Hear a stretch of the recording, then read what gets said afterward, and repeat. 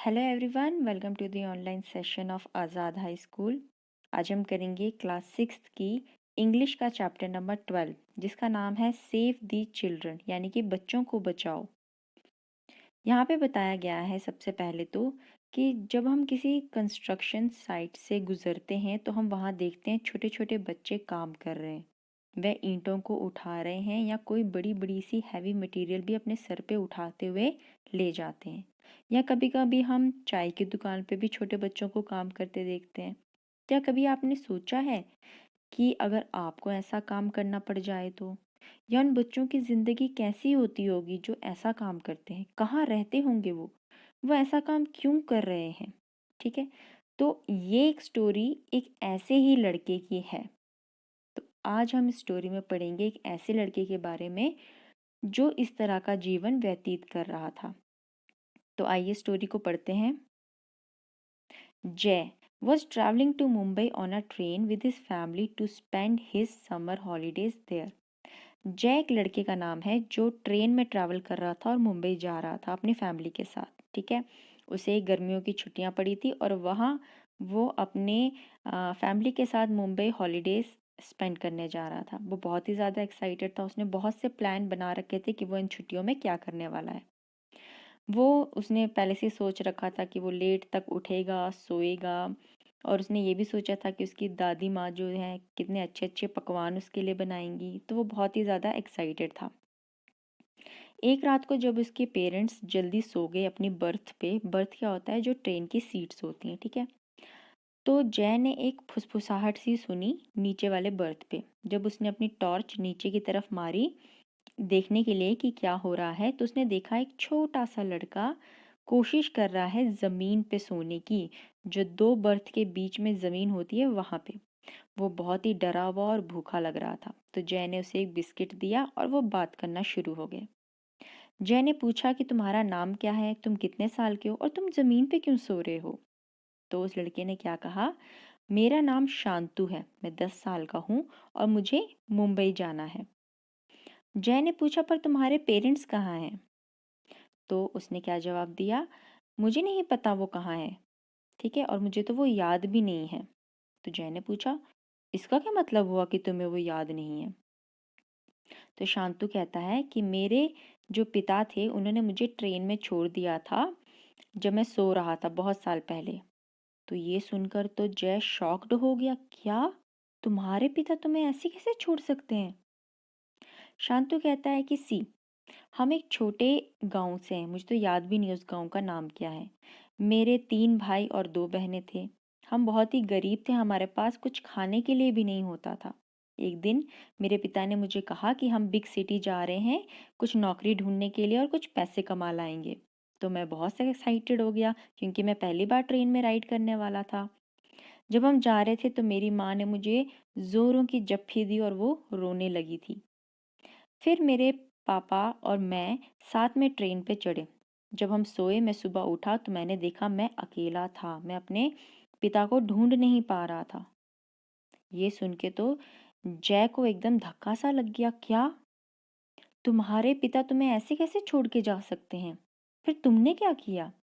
तो शांतु ने बताया कि मैं ट्रेन से उतरा और स्टेशन पे अपने पिता को ढूंढने लगा। रात आ गई और मैं अपने पिता को ढूंढ नहीं पाया। फिर मैं रोने लगा और साइड पे कॉर्नर पे जाके छुप गया ताकि स्टेशन मास्टर मुझे ढूंढ ना सके।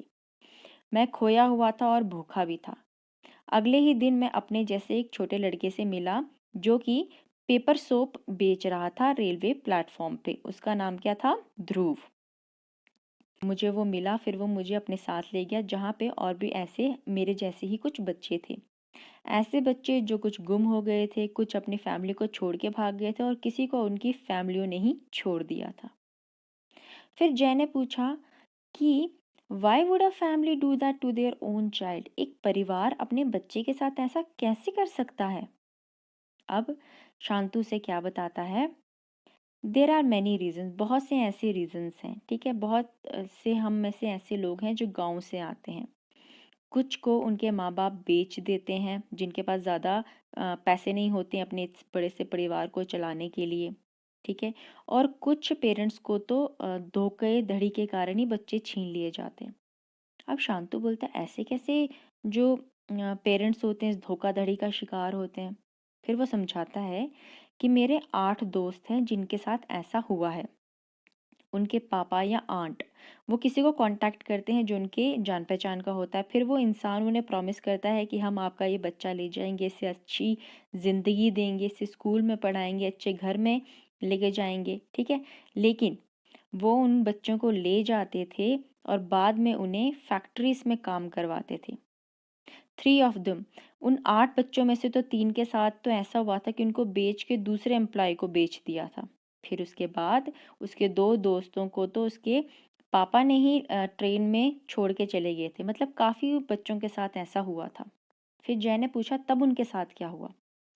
अब उसने बताया कुछ बच्चे तो गलत कामों में लग जाते हैं, ठीक है, इलीगल काम करते हैं। कुछ सड़क पे नाचते गाजते हैं, आपने देखा ही होगा रोड पे in the middle of the traffic signal में कुछ बच्चे चीज़ें बेच रहे होते हैं, नाच के गा के मनोरंजन करके पैसे कमाने की कोशिश करते हैं, ठीक है।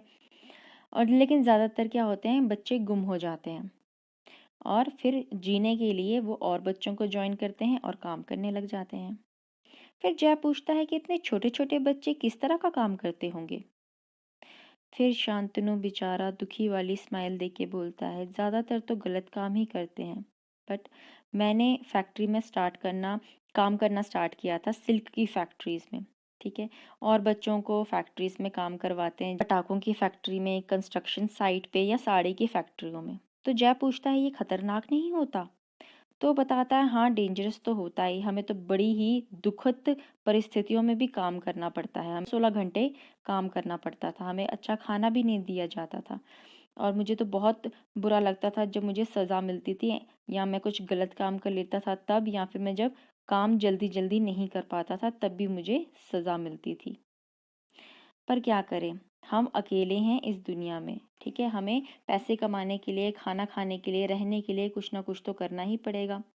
और जब थिंग्स बैड हो जाती हैं, अगर कुछ बुरा होता है तो हम एक जगह से दूसरी जगह भागकर चले जाते हैं और फिर वहाँ पे दूसरे बच्चों को ज्वाइन करके अपना काम शुरू कर देते हैं।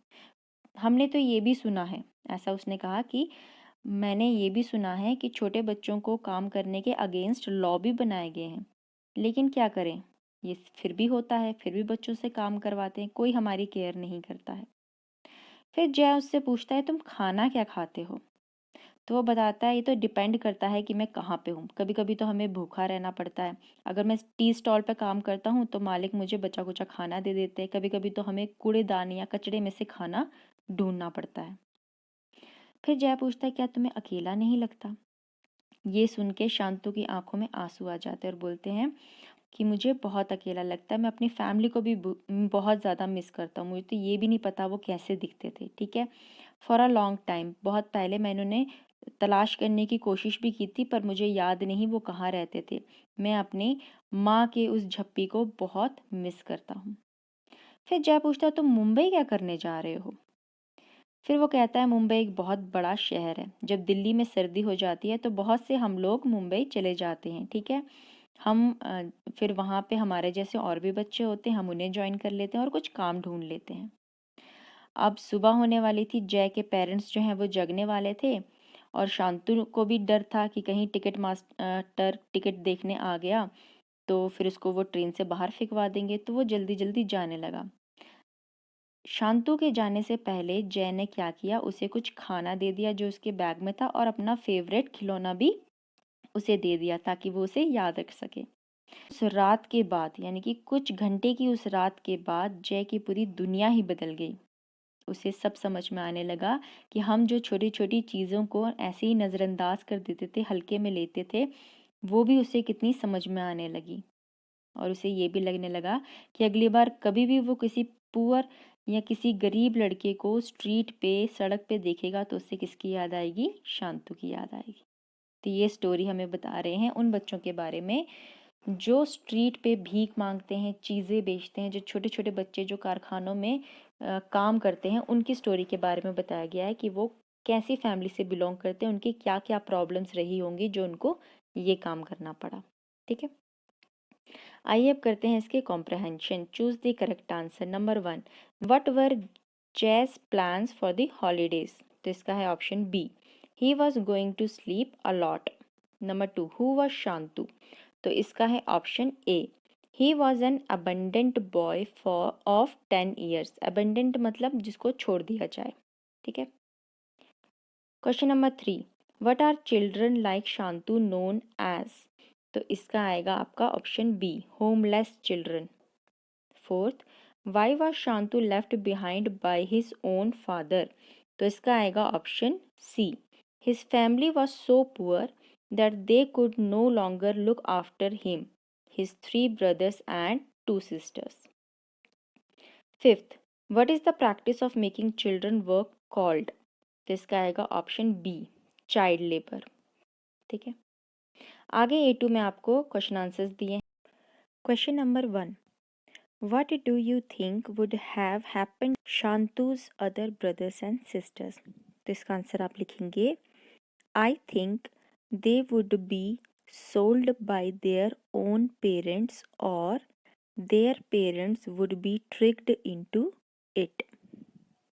Question number 2, how are parents tricked into sending their own children off to work, तो इसका आंसर आप लिखेंगे, the parents are contacted by someone they know, full stop, this person promises the family a better life for their children and promises to send the children to school or give them houses to live in, full stop, but in reality, comma, they sell the children to people who force them to work in factories। Question number 3, what kind of life do working children lead, तो इसका answer आपने लिखना है, working children lead a miserable life, full stop, they are forced to work under horrible conditions, full stop, they work for long hours, sometimes for 16 hours a day, full stop, sometimes they don't get food to eat and if they do something wrong, comma, they are badly punished। Question number 4, in what kinds of work or factories are small children employed, तो यहाँ आप लिखेंगे, small children are employed in silk factories, comma, cracker factories, comma, construction sites and sari factories। Question number 5, in what kind of conditions do such abandoned children live, तो इधर आपने लिखना है, abandoned children live in terrible conditions, full stop, they stay wherever they get some money, comma, food and a place to stay, full stop, when things get bad, comma, they run away to another place, full stop, nobody is there to take care of them or love them, full stop, they often feel lonely and miss their families। Question number 6, what do you think Jay's life changed forever after meeting Shantu, तो यहाँ आप लिखेंगे, in a few hours of the night Jay's life totally changed, he became aware of so many things that he had taken for granted, like how street children spend their life without parents, full stop, from that day, comma, whenever he saw another poor kid on the street he would remember Shantu। अब हम पढ़ेंगे vocabulary. यहाँ पे आपको कुछ word दिए हुए हैं जैसे कि हाइजीनिक, मोरल, लीगल, डिफरेंट। जब हम इनके आगे कुछ वर्ड लगा लेते हैं जैसे कि अन, तो बन गया अनहाइजेनिक, इम बन गया इमोरल, इल बन गया इलीगल और इन बन गया इनडिफरेंट। यानी कि वर्ड क्या है, टोटली चेंज हो जाता है उनका मीनिंग, ठीक है। तो ये जो आगे शब्द लगते हैं जो इनको बोलते हैं प्रीफिक्सेस, ठीक है। प्रीफिक्सेस क्या होते हैं, शब्दों के आगे कोई भी शब्द लगना या जैसे कोई भी वर्ण लगना, उनको बोलते हैं हम प्रीफिक्सेस, यानी कि अगर हिंदी में कहा जाए तो उपसर्ग, ठीक है। तो जब हम ऐसे कोई चीज़ें लगाते हैं तो क्या हो जाता है, उनका मतलब क्या हो जाता है, एकदम चेंज हो जाता है। तो B1 में हमें ऐसा ही दिया है कि मैच करना है हमने प्रीफिक्सेस को ऑन द लेफ्ट उनके मीनिंग के साथ। तो फर्स्ट आपको दिया है आउटर्न, तो इसको आप मैच करेंगे do slash be more than के साथ। दूसरा दिया है रिन्यू, इसको आप मैच करेंगे अगेन के साथ। तीसरा दिया है आपको प्रीव्यू, प्रीव्यू, तो इसको आप मैच करेंगे बिफोर के साथ, ठीक है। और मिस, मिस का दिया है मिसबिहेव, तो इसको आप मैच करेंगे रॉन्ग के साथ। आगे दिया है ओवर, ओवर रीड, तो इसको आप मैच करेंगे टू मच के साथ। आगे दिया है सब, सबवे, इसको आप मैच करेंगे अंडर के साथ या बिलो। और लास्ट में दिया है मल्टी, मल्टीपर्पस, तो इसको सब आप मैच करेंगे मैनी के साथ, ओके।